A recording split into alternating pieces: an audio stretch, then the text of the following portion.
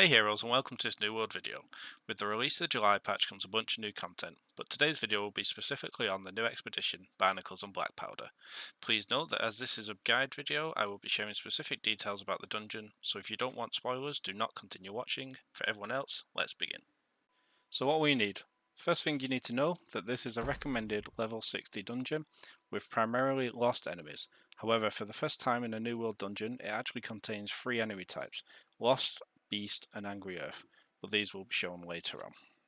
So first of all, in your homes you'll most likely want to put up the basic trophies for each of these creature types. For the basic dungeon you will probably do okay with just the Lost trophies. If you're doing mutators you'll most likely want to add in the Beast trophies, as one of the bosses is a beast. The Angry Earth trophy in both cases is a nice touch for the sporadic Angry Earth enemies. For consumables you will want to bring with you honing stones, lost coatings, and maybe beast coatings if you struggle with the DPS on the fight, and then your stat food. In regards to armour, an ideal piece of armour would have Lost Ward and Invigorated on, and then if possible a third good perk.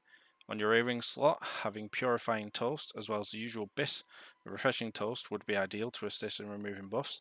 I don't have one in the PTR, but for Dex users, I will edit in a picture of the amazing piece called Hardened Tear of Avarice from the Protector's Arena. For amulets, having Purified to help remove debuffs as well as the usual BIS perks, Health and Divine would be the ideal. I don't have it in the PTR, but I'll edit in an example of the Keeper's Pendant for a good healer's option. Weapons, as always, is going to come down to personal preference, but it should be noted that lost enemies take 10% more damage from strike weapons, so the Warhammer at the moment. They also take 15% extra damage from the Ice element, so the Ice Gauntlet weapon, or any weapon with an Aquamarine slotted in. Finally, and the largest damage buff you can get is from nature sources. This includes the Life Staff, although not generally used for DPS obviously, and any weapon with an Amber Gem slotted in. There are also weapons that deal less damage to the lost enemies, such as Thrust weapons, which deal 15% less damage, which includes the bow, spear, rapier, musket, heavy sword attacks, and blunderbuss. The Void Gauntlet also loses a whopping 40% damage. The remaining damage types are neutral, but with all of the weapons, a damage increase can be obtained by slotting in an Amber Gem. As a quick note, this dungeon also allows for a bit more flexibility with builds due to the various creature types. For example, a mage could use their Ice Gauntlet for the lost enemies and a Fire Staff in their back pocket for the Angry Earth. I'd like to thank my company friend Cristelia for putting together the wonderful reference chart below. Okay, so where can you find the Barnacles and Blackpowder expedition? If you're in any territory or fast travel location, you can come over to Cutlass Keys, and in the bottom right hand corner you've got Admiral Shrine, and the expedition is located just next to it. In the PTR I can travel straight here, but when it goes to live you possibly need to travel here. You could do that from Cutlass Keys, you could do that from First Light, and there are 2 fast travels, the Marsh Rouge Shrine or the Stone Skull Shrine. Once you do the fast travel, you can run down the beach here. You should be able to see this from the side. And the first travel is just over here on the left hand side, just there. When you come for the first time there will be a couple of quests. There'll be a person here, Quigley, and there's a person in the top floor of that house. Once you've grabbed those, run over to the door and then we will begin. Okay, so once you get into the dungeon, don't forget to apply your consumables. Your honing stone will affect your whole character, but your coatings will need to be applied to each weapon. Once you've done that, you just need to work your way up to the first group of enemies, clear them out, and then you will need to come back down to the first NPC and speak to them. Once you've done that, you'll be able to activate the lever. You see in a second that Polly will do that for us, and then you keep working your way through there until you get to the first named enemy. You'll come up now to 3rd Officer Gibbs. He can apply disease, which is one of the reasons to bring Purifying Toast. You can use a regen potion to remove that debuff. But it's a simple fight, you just need to continue beating him down until it's done. Okay, and once that's done, you just need to keep working your way through until you get to the door, and the ranged person just needs to shoot that lever through there. Continue on until you get to the next named enemy. This is Gunner Jett. Same again, just need to beat him down. There was a wave of enemies just before it, but we've clipped them out. So just group them up and destroy them.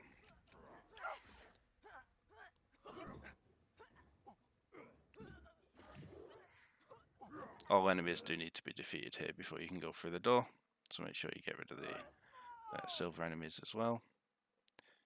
Once that's done, you just need to turn back and go and grab the chest from behind you.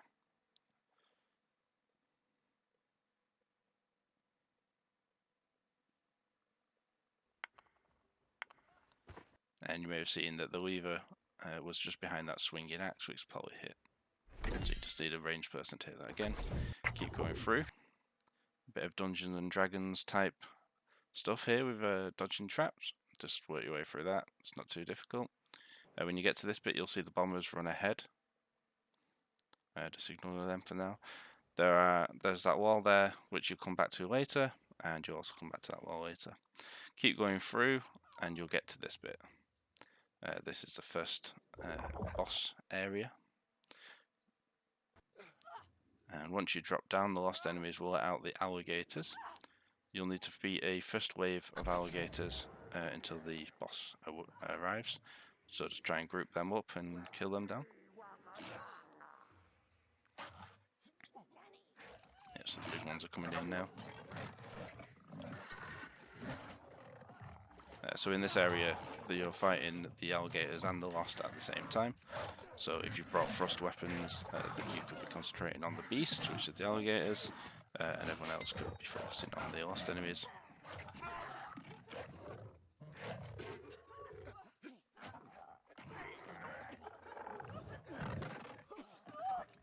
But yeah, just keep beating these down. And it appears that it's when the beasts die that the next enemy comes. So yeah, you see the Master at Arms shouting there. And at this point, Chompy will come in.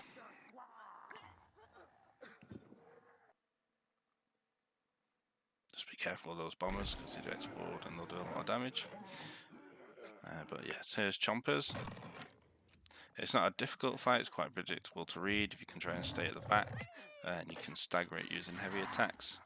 Again, it's just a beatdown job, but if you do have trouble, as I said, mentioned, bring the coatings and maybe put your trophies up for that extra damage. It may be more difficult in a mutator, but for the basic dungeon it doesn't pose too much of a challenge, but it is a nice touch to have some extra creature types in a dungeon. Okay, so once you've beat that, you will just need to come over to the left hand side. Some bombers come out, just take care of those. There is an environmental hazard in this dungeon, which is the cursed treasure. If you stand on that, it will do damage over time, but keep running up and you'll get to this named enemy. Just be careful with the bombers. You see here that I sit back a little bit before they explode, because they'll do a lot of damage, as Merkin shows us. But yeah, once they've exploded, just come in and beat him down. Again, it's not a difficult fight.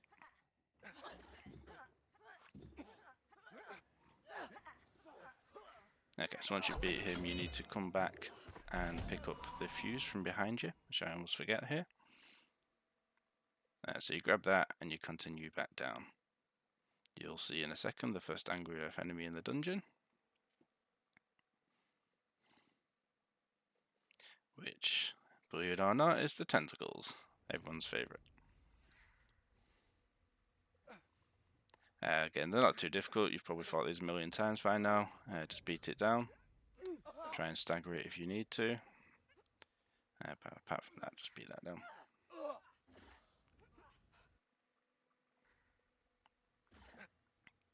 Once that's done, just carry on. You'll need to turn left here and come towards the new door that's opened. There will be some bombers that are coming out. Just take care of them and be careful again, and then work your way through. You'll come back down to the door we saw before. You just need to place the fuse to blow up the kegs, and then just step back. Once you've done that, just continue through this corridor, and you will come up to the next named enemy. It's a fairly simple fight again. Just need to group them up and beat them down. This is second Officer Bartram. He does apply disease. You'll see that at the bottom I've got the stacks on, so the Invigorated will help there. The Purifying and the Purifying Toast will help with that. But it shouldn't pose too much difficulty for you. Beat them down, and once that's done, you'll just need to come into the house in a second. Yeah. So if you come in here, the chest is in here, and there's also a piece of lore there on the left hand side. As you're leaving, I mean. Okay, then you come over to this bridge, a ranged person hits that lever, that comes down, and there's another named enemy on the boat. Again, just group them up and beat them down. A lot of the fights are quite similar, you just group them up. And this is First Officer Wells. Okay, now he's on his own, it'll be an easy fight, we'll rend him and we'll get him killed.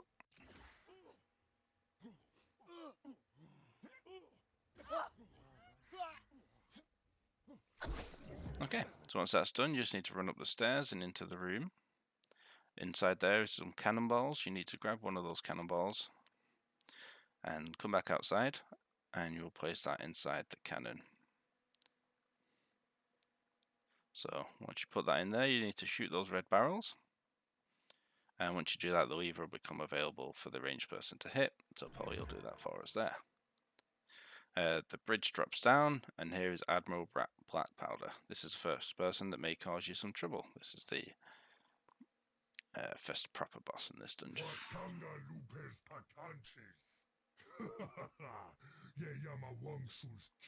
So you'll see him up there. A great start.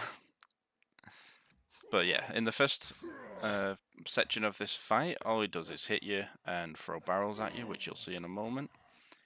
So it's just a tank and spank here.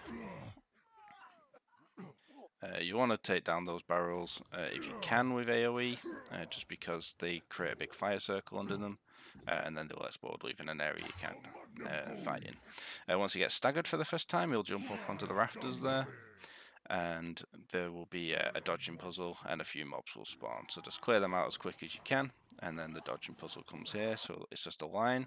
Just get into the one before where it is, and then dodge into it. I think I should have failed it there, but you get the idea. You'll need to put the cannonballs that you see lighted up into the cannons, and you'll need to shoot them a few times off the rafters before he comes down. Again, just keep dodging as they come across. At this portion of the game, there'll only be one to dodge. Okay, so once he's down, he will gain a new attack, which is this. At the moment, it's just an area of effect, and it just hits you once, and that's it. Later on, that may become more challenging, but again, you just keep beating him down. Once he's gone down, he'll jump back up onto the rafters. We got him bugged a little bit there.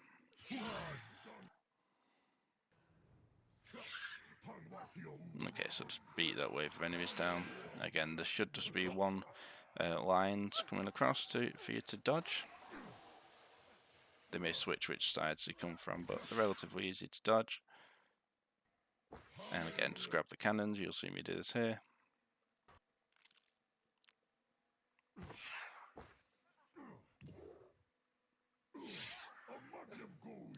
The reason you see me aim a little bit higher there is because there is a drop on the cannons. Okay, so when he comes down now, he is getting some new attacks. So the area of effects cannonballs, when he shouts "Drown in Hellfire and Thunder," you need to get out of those.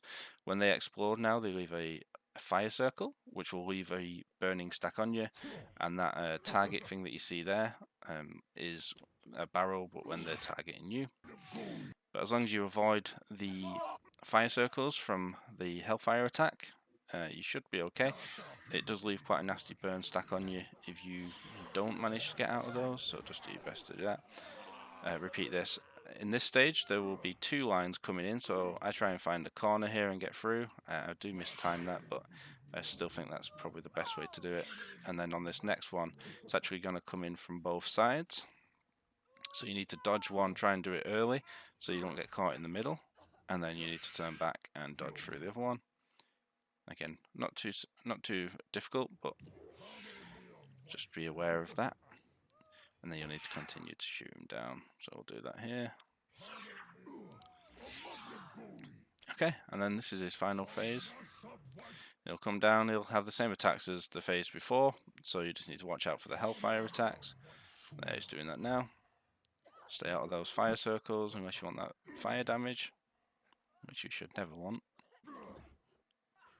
And then you just need to beat him down here, so use your rends, use your empowers, and just hit him.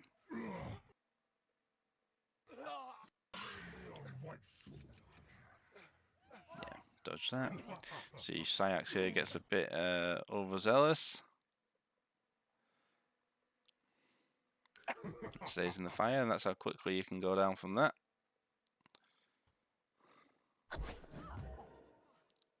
And that's that. Come through and grab your chest. This corridor is covered in the cursed gold, so just work your way through dodging this. There's some ghosts around this corner you need to defeat while there is gold around you, so it's just limiting your place where you can fight, but it shouldn't be too difficult. Come through these traps, and in here. Eagle eyed upon you may recognise this area, just with a bit more gold. I'll let you figure that one out. So you come down, you beat the ghost, and then you come to this bit, which is the named enemy. This ghost likes to do area control, so you notice there's a fire circle and a wind circle on the side, limiting where you can stand, obviously because of the gold as well. So just be careful where you're standing. But if you keep beating them down and you've got good heals, you should get through it okay. Just a note that if you're doing the normal dungeon, the respawn point isn't too far behind, so it might be quicker just to respawn if you're having trouble. Come through, dodge the trap, and then grab your chest on the left hand side here.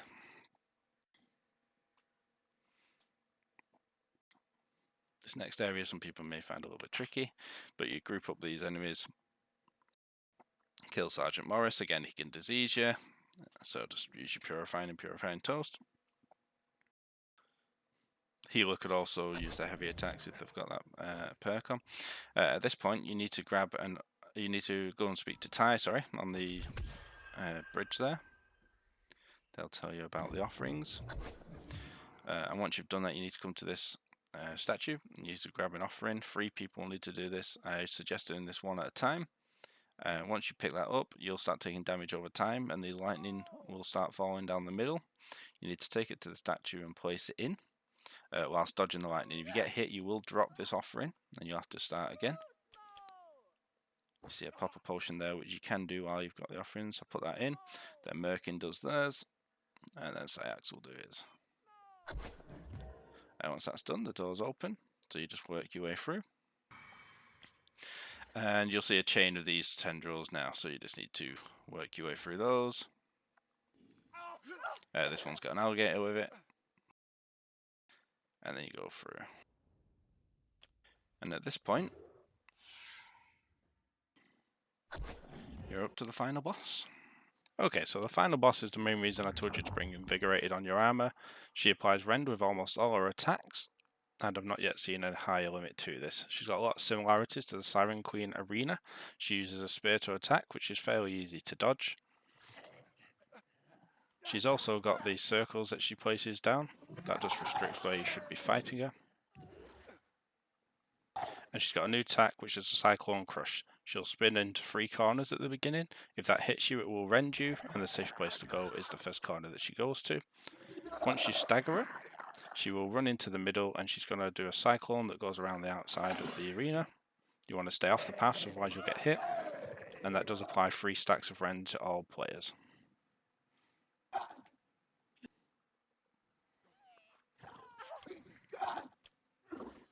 There's also this air slash attack, which will rend you, and you'll see that at the bottom that there's 10% increased damage over 30 seconds for each stack. After the cyclone's been put down, she will do this attack, and it will go to all 4 corners and add those blades. If any of those blades hit you, it will apply an extra rend, as well as she hits you herself. Once you stagger her again, she's going to run into the middle. Again, you need to stay off the paths, and she's going to put 2 cyclones which go around the outside now, which brings the fight further in, because one is further in from the other. Continue to fight her, avoiding all these mechanics. And she's also got these lightning that comes from the sky now. You need to continue fighting her and avoiding all her attacks until you eventually beat her down.